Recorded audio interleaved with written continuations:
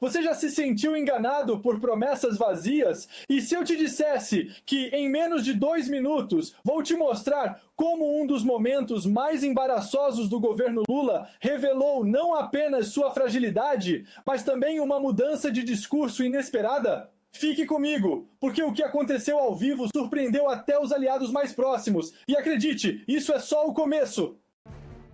Na busca por uma solução magnânima para os preços dos alimentos, a montanha do governo acabou parindo um cheiro verde. Essa metáfora é muito interessante. Ela traduz perfeitamente a decepção com a falta de impacto das políticas econômicas. É como se o governo tivesse prometido uma solução grandiosa, mas entregou algo simbólico e irrelevante. Isso levanta uma questão importante. Será que o governo está subestimando o impacto dessas decisões na vida do cidadão comum? Quando o preço dos alimentos sobe, é o brasileiro que sente no bolso. E o que é feito para corrigir isso? Será que estão priorizando ajustes estruturais ou só tapando buracos temporariamente? Comente aqui o que vocês acham dessa abordagem.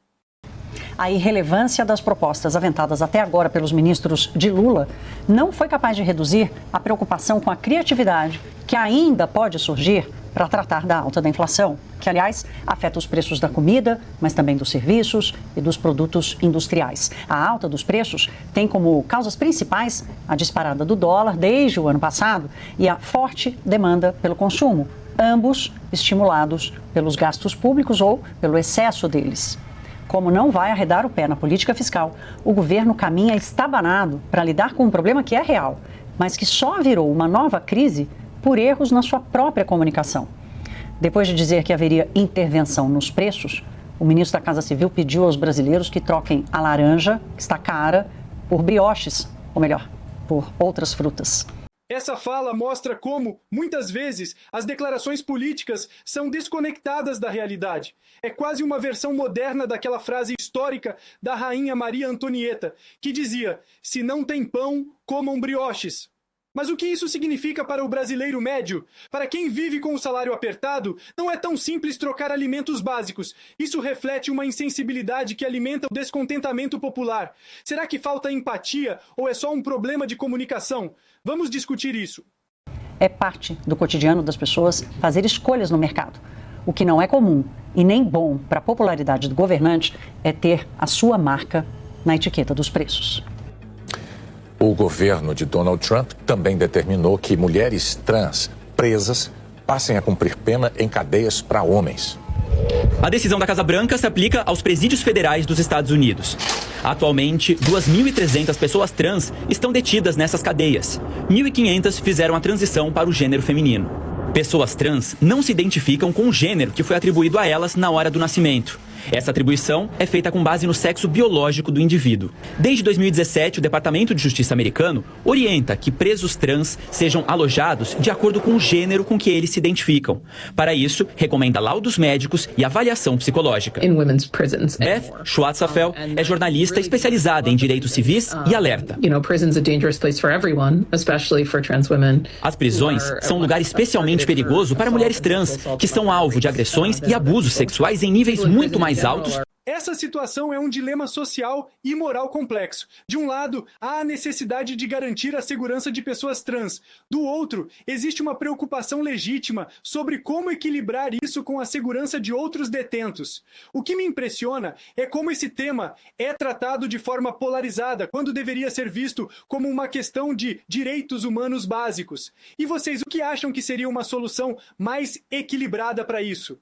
Do que outras pessoas. Dados do próprio governo federal mostram que pessoas trans têm 10 vezes mais probabilidade de sofrerem crimes sexuais dentro da cadeia. Em 1994, a Suprema Corte dos Estados Unidos estabeleceu que as autoridades têm o dever de proteger detentos em risco. A decisão foi uma resposta à queixa de uma mulher trans que foi presa com homens e denunciou ter sido violentada por um deles. E nós vamos acabar com essa política, essa insanidade de transgêneros, tirar isso tudo das nossas escolas, acabar com essa insanidade.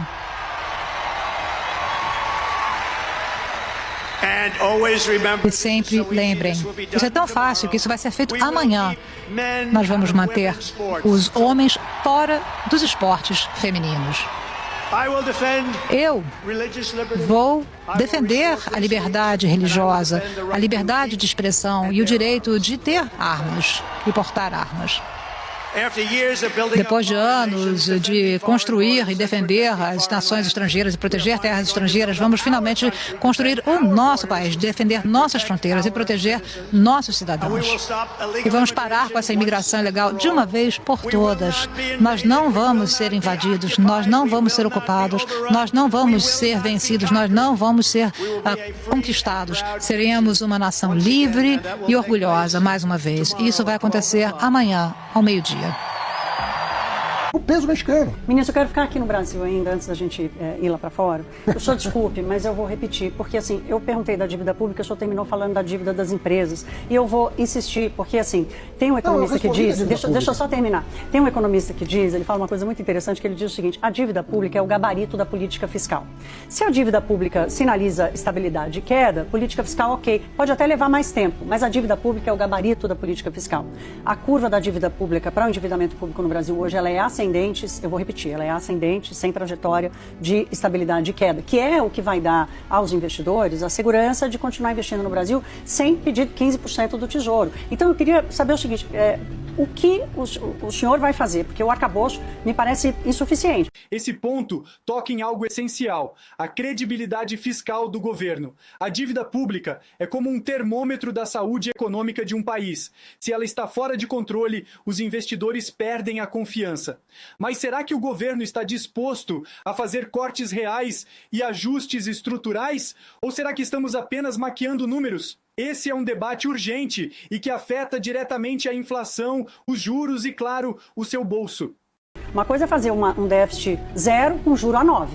Outra coisa é fazer um déficit zero com juro a 15. Me parece um esforço muito menor. E isso significa, no gabarito lá, endividamento maior. Então, como tratar o endividamento público que está hoje numa trajetória de alta sem estabilidade? No que diz respeito à Fazenda, é trabalhar o fiscal, estruturalmente. Trabalhar o fiscal. Não tem muita coisa para fazer. Mas é o déficit efetivo que vai para a dívida. Não, o déficit efetivo é o primário, mas o nominal. O nominal, né? Então, sim, é ele que acaba fazendo agora, a dívida subir. Essas duas subir. coisas andam juntas. Você tem que criar as condições também para que esse juro não fique nesse patamar por um longo tempo.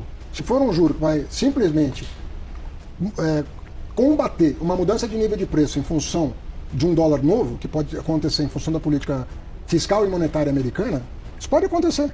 Você pode ter uma política fiscal e monetária nos Estados Unidos. Olá, bom dia. Falo hoje de mais um fiasco do desgoverno Lula apenas nesse início de 2025. Primeiro foi a história do Pix, né? A tentativa de controlar até os pequenos empreendedores, os informais, e querer dizer que quem estava discutindo aquilo estava espalhando fake news. Não. Todo mundo entendeu muito bem a estratégia e disse não para o governo. O governo teve que dar um passo atrás, retroceder na ideia e passar aquela vergonha danada aí nos primeiros movimentos grandes de 2025. Na sequência veio essa da última quarta-feira, tentar aumentar o prazo de validade dos alimentos como uma forma de reduzir o preço para que a inflação entre dentro da meta. Estourou a meta, né, governo Lula? Não conseguiu cumprir o prometido no segundo ano de governo. E aí vem tentar jogar para cima dos brasileiros. O pessoal chiou, obviamente, e eles tiveram que retroceder. Olha como é que a coisa se deu. Na manhã de quarta-feira, Rui Costa, ministro do governo Lula, numa entrevista, falou sobre essa proposta e imediatamente as redes sociais começaram a repercutir. Ele não teve tempo nem de se explicar, foi atropelado de um jeito que ele próprio precisou voltar atrás. Essa é uma aula sobre como a pressão popular ainda é capaz de influenciar decisões. Quando a sociedade se une e mostra que está atenta, os governantes são obrigados a repensar suas estratégias. Mas isso também mostra a falta de planejamento e clareza do governo. Como uma ideia tão polêmica é lançada sem antes avaliar a reação das pessoas? Será que falta estratégia ou eles simplesmente subestimam a inteligência do povo? Dizer que não era isso que o governo iria fazer, que isso era só um estudo, enfim. Na verdade, a proposta não é de agora e não é desse governo. A gente precisa dizer com todas as letras, e até eu li a notícia no site O Antagonista, então faço questão de citar, eles resgataram que em 2021, Paulo Guedes, o então ministro da Economia, e a hoje senadora Tereza Cristina, que era ministra da Agricultura de Bolsonaro, já tinham sugerido isso. Não é aumentar o prazo de validade dos alimentos para deixar a saúde das pessoas em risco, mas adotar uma cultura de identificação dos alimentos não perecíveis, aqueles que têm conservantes e tudo mais, parecida com a dos Estados Unidos. Colocar lá que é melhor consumir até a data tal, porque os conservantes eles têm um prazo dão uma duração para o alimento muito maior do que a que está escrita na etiqueta. O problema foi o seguinte, na época, a atual presidente do PT, Gleisi Hoffmann, escreveu o que nas redes sociais que o antagonista resgatou aqui? Não é de hoje o desprezo de Guedes com os pobres, mas a perversidade não tem limites. E ele defende dar resto de comida para quem tem fome. Olha o populismo. Para completar o terror, Tereza Cristina da Agricultura fala em alimentos vencidos. Não basta o vírus e a fome, esse governo é higienista, como se o governo quisesse matar as pessoas mais pobres. Olha o nível da baixaria do discurso de Gleisi Hoffmann, presidente do PT, na época em que esse assunto veio à tona lá em 2021 no governo Bolsonaro. Agora o PT está sugerindo isso. Sinto muito, PT. Vocês têm que pregar uma coisa e praticar a mesma coisa.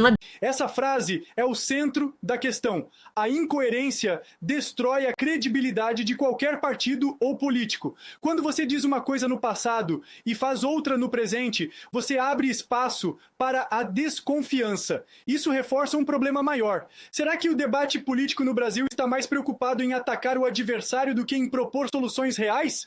Comentem o que vocês acham sobre isso.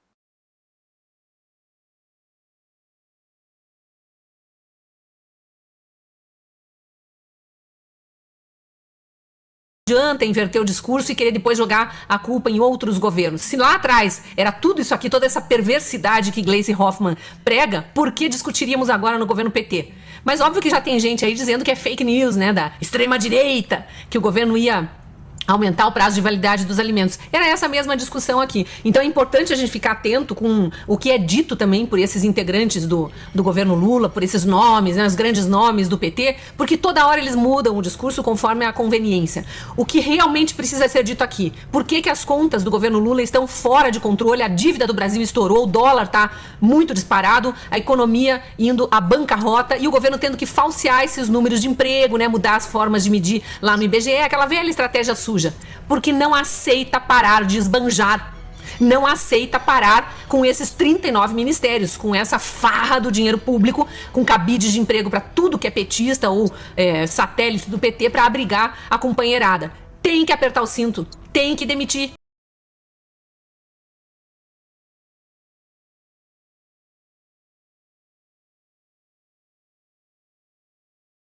Essa é uma crítica que toca fundo, a necessidade de austeridade. Será que o governo está disposto a enfrentar os sacrifícios necessários para corrigir o rumo da economia?